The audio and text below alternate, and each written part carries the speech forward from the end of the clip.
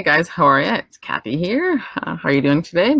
And I'm coming to you from my basement.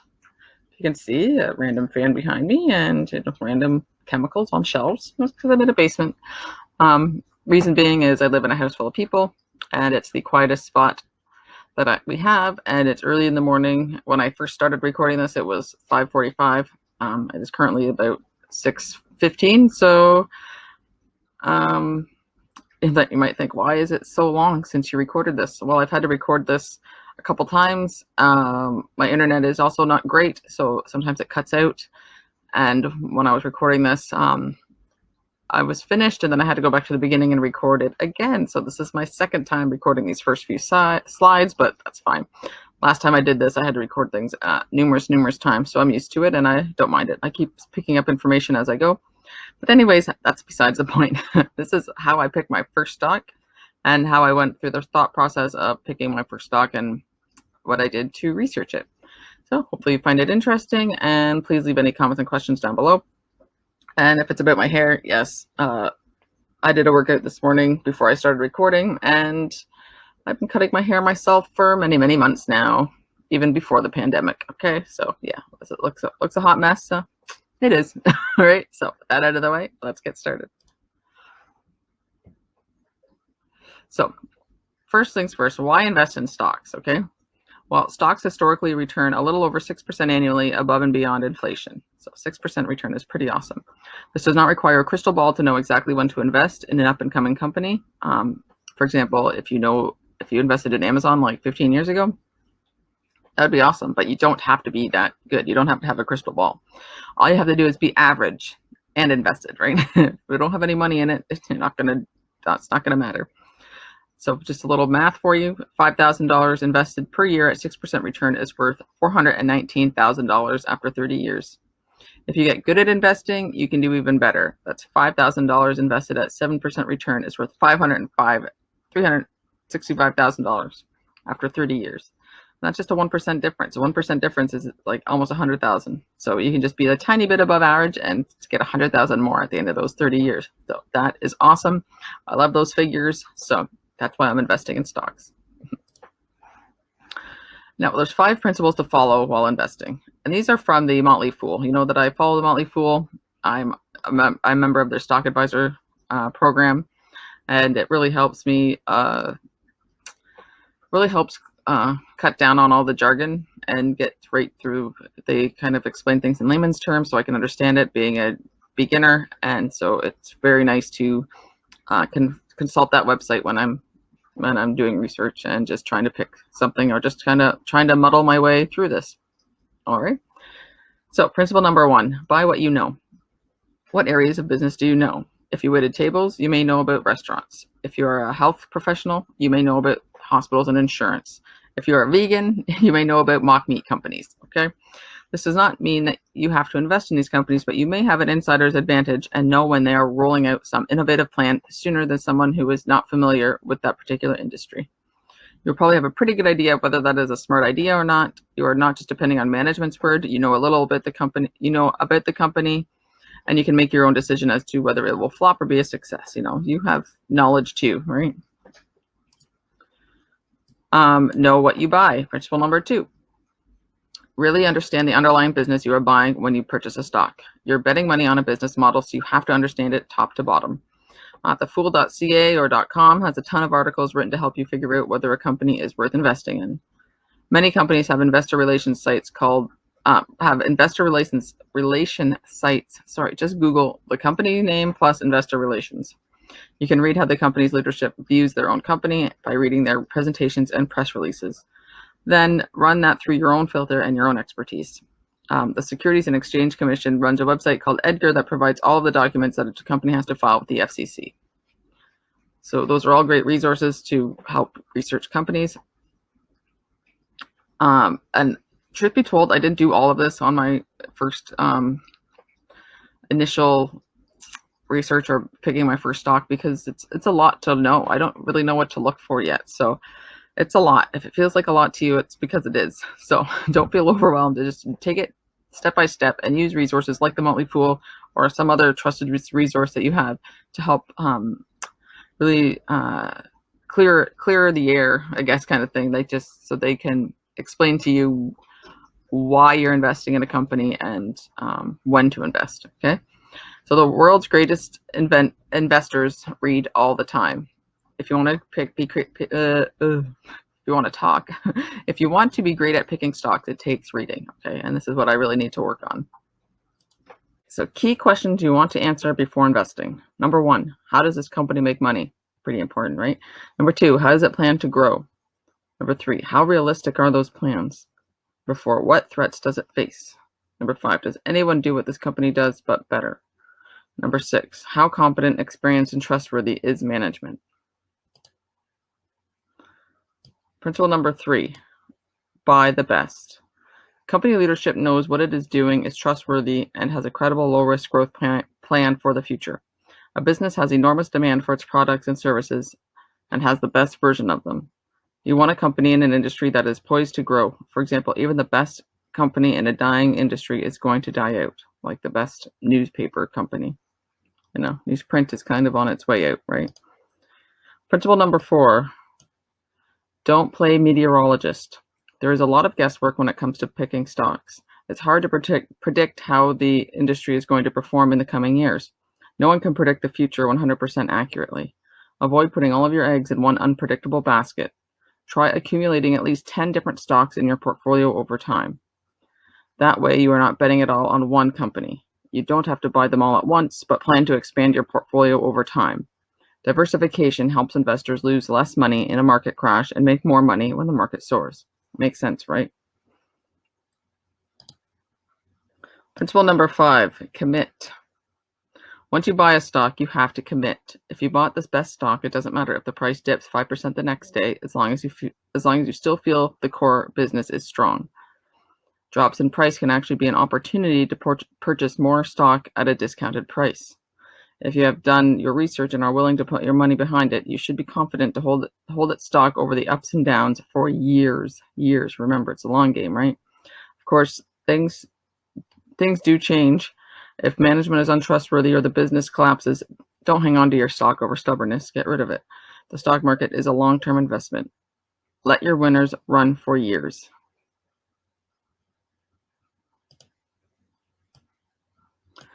All right, so given those principles, following those principles, and doing a little bit of research, I'm going to pick my first stock. All right, so this is how I did it.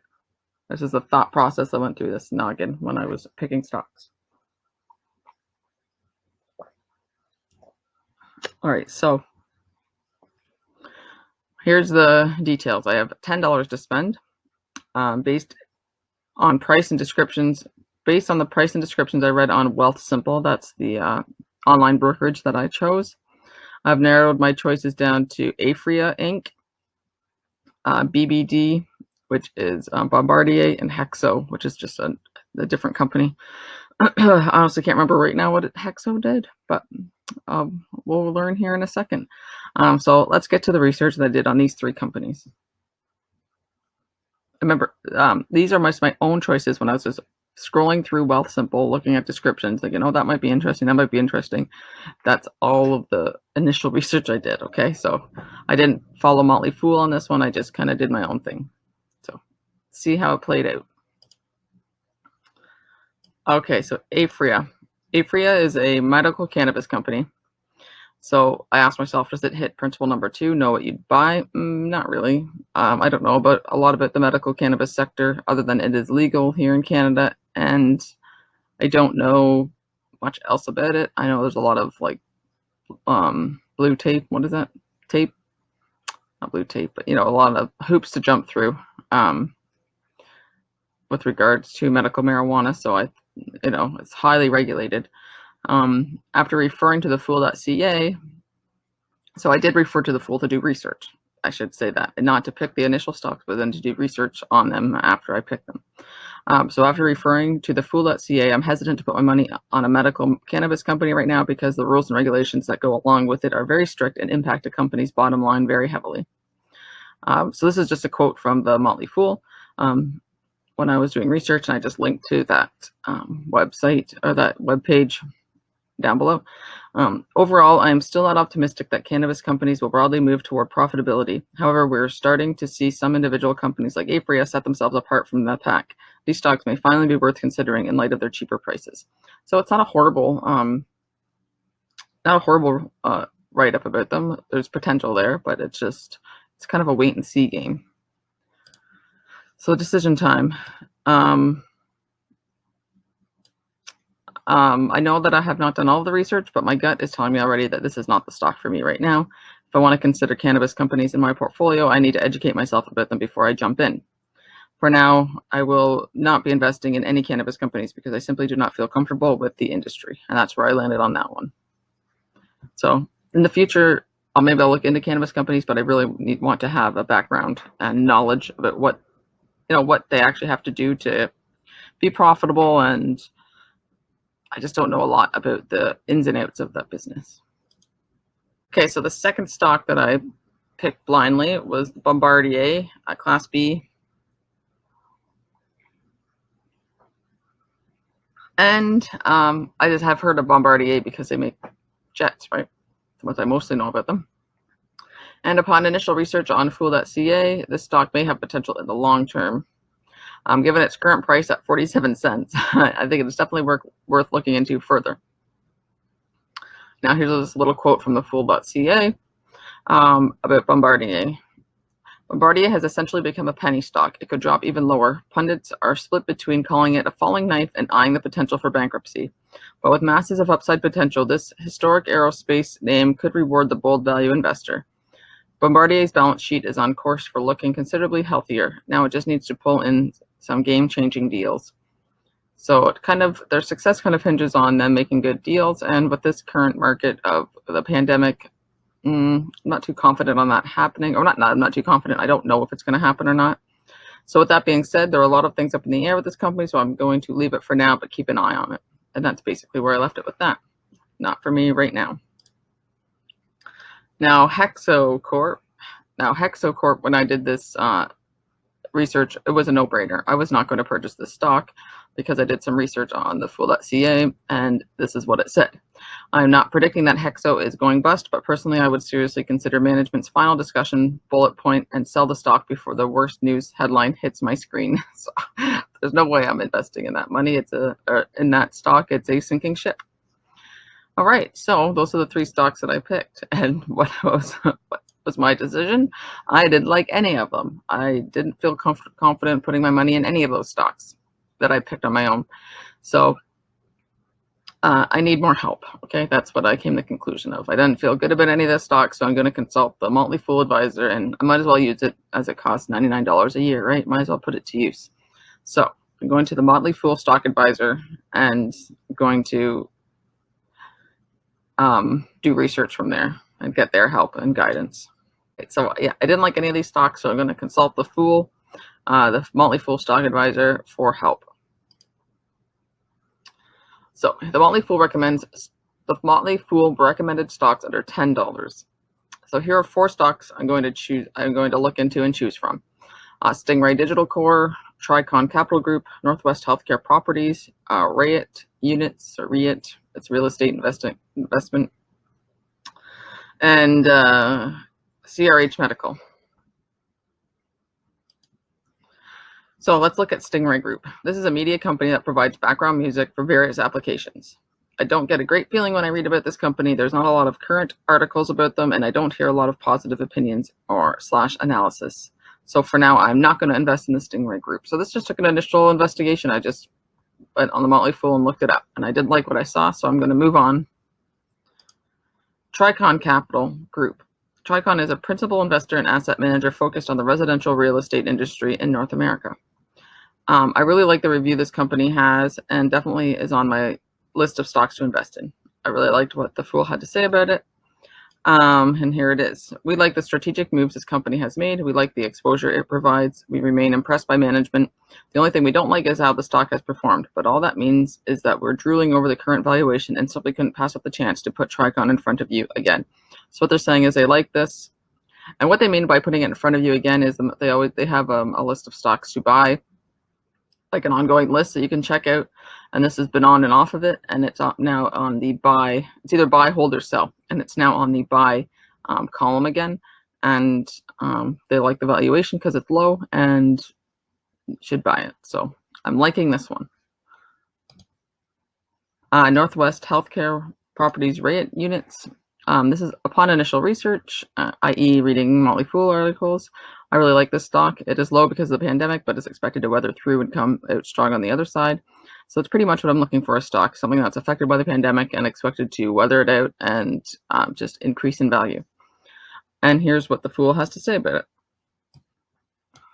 Northwest Healthcare has a long history of delivering value. It will emerge from the coronavirus pandemic and ensuing recession in solid shape. Northwest Healthcare stock will rally as coronavirus fears wane. The REIT is rewarding unit holders with a regular distribution yielding a very juicy 8.5%. However, it must be acknowledged that if the economic fallout is more severe than anticipated, the distribution could be cut to preserve vital funds flow, which makes sense. They're not going to give out as much money if they need it to survive, which is fine. This stock requires further investigation because I really like it. All right, and the last stock that I was going to look into is CRH Medical. And I did not like what I'm reading about CRH Medical upon my initial investigation. I don't get a good feeling about the company, so I'm not going to consider it for my first investment, and this is partly why. This is what the Fool had to say about it. I'm skeptical about CRH's growth strategy from the standpoint of a shareholder. It appears to me that the substantial dilution effect resulting from this growth strategy is one which will not benefit shareholders in the long run. My skepticism also extends to the recent large liquidation of stock by 2 company directors, making me more uneasy about this company's long-term prospects. And I need a good long-term prospect because we're in it for the long game, right? So this one did not float my boat. So what are the 2 stocks that I chose? Tricon Capital Group or Northwest Healthcare, one of those 2. So those are my 2 choices. So based on my initial research and gut feeling. So I'm going to explore the company a little further and answer the key questions before choosing one. So key questions for the Tricon Medical Group. How does this company make money? They invest in real estate and development projects, primarily single and multi-family rental homes and apartments. How does it plan to grow? Acquiring more housing developments of different kinds, apartment complexes, rental spaces, single and multi-family homes, etc. How realistic are these plans? Tricon has a joint venture properties, and these plans are already in progress. So how did I find out this information? Some from Motley Fool, some I just went to the Tricon Capital Group website. They have investor information and just general information about their company. That's how I got the answers to these questions. What threats does it face? Tricon could be acquired. This might affect potential that this company has to perform. Does anyone do what this company does but better? Tricon appears to be making all the right moves and investing its money wisely into markets that they put a lot of time and effort into researching. How competent, experienced, and trustworthy is management? From what I have read about upper management, they have a lot of experience in real estate investing, and I get the sense that they are trustworthy and knowledgeable. So I get a good feeling from this company, and it's been around a while and has lots of experience at the top, like management, and looks good. So let's answer the same questions about Northwest Healthcare. How does this company make money? They invest in real estate related to healthcare, such as medical buildings, clinics, and hospitals. How does it plan to grow? By acquiring more desirable healthcare real estate properties. They also have liquidated some of their assets to help mitigate damage from the pandemic. How realistic are those plans? Healthcare real estate is always in demand, even during recessions, so it's a pretty good bet that they will weather this situation. What threats does it face? The economic fallout of the pandemic could be more severe than predicted. So that's almost universal for any company, so that could affect it for sure. Does anyone do what this company does but better? This is a pretty solid company, and they're really good at what they do. I don't believe any company does what it does, but I'm not 100% sure on that. How competent, experienced, and trustworthy is management? The management team appears to have a lot of experience and knowledge in the healthcare real estate industry. That's just by reading their profiles on the Northwest Healthcare website. Okay, so which stock did I choose? And drum roll, please. Okay, I'm going to go with Northwest Healthcare Properties REIT unit. Reasons being, 1, it's under $10 a share. 2, it is low right now because of the pandemic, but expected to bounce back. 3, healthcare properties are always in demand. 4, the Motley Fool recommends it. 5, they have a long history of providing value, so it's safe-ish. You know, it's safe as much as you can call a stock safe. That's the one I'm going with. Yeah, and I worked in healthcare. Not that this was a deciding factor, but I have worked. My profession is in healthcare, and